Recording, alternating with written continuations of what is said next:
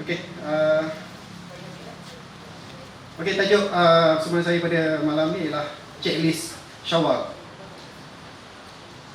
Adapun tersebut kisah manusia, tak kala hampir berlabuhnya bulan Ramadan, bulan yang mulia lagi penuh keberkatan.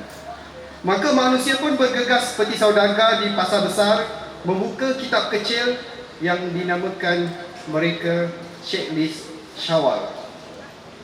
Adapun yang pertama diperiksa baju raya yang baru kilauannya. Yang kedua, songkok yang tegak di kepala. Yang ketiga, langsir rumah yang diganti warnanya. Yang keempat, balang kuih yang syarat isinya. Maka ditandakan satu persatu dengan hati yang amat tekun, seolah-olah itulah bekal menuju akhirat. Hairan sungguh perangai manusia. Bab dunia sungguhlah mereka teliti ibarat jurutulis istana yang tiada tercicir sebaris pun hurufnya. Namun tak kala diperiksa senarai amalnya sendiri, maka kosonglah halaman itu seperti padang yang tandus. Solatnya ada, tapi khusyuknya entah ke mana. Puasanya ada, tapi lidahnya masih berbisa. Sedekahnya ada, tapi riaknya terlebih dari biasa. Maka Ramadan hampir menabuhkan tirai, sedang manusia sudah pun bersorak menyambut Syawal. Di masjid safnya renggang, tetapi di pasar raya ramai yang kita boleh bilang seperti bala tentera hendak berperang. Aduhai manusia.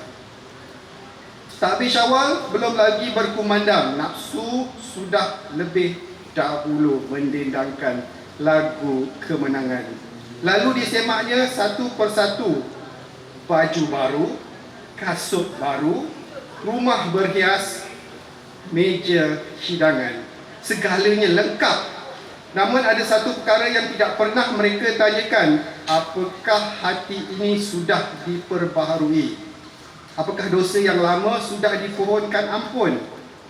Apakah Ramadan ini benar-benar menyucikan jiwa, atau sekadar mengajar manusia bagaimana menahan lapar seperti berpesta makan?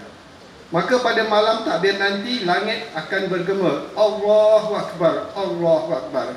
Tapi di bumi masih ada manusia yang menyambut Syawal dengan hati yang sama seperti sebelum Ramadan datang. Lalu Tuhan berfirman dengan sunyi yang tiada didengar, wahai manusia, senarai Syawalmu telah sempurna. Namun katakan kepadaku, di manakah checklist taubatmu? Terima kasih.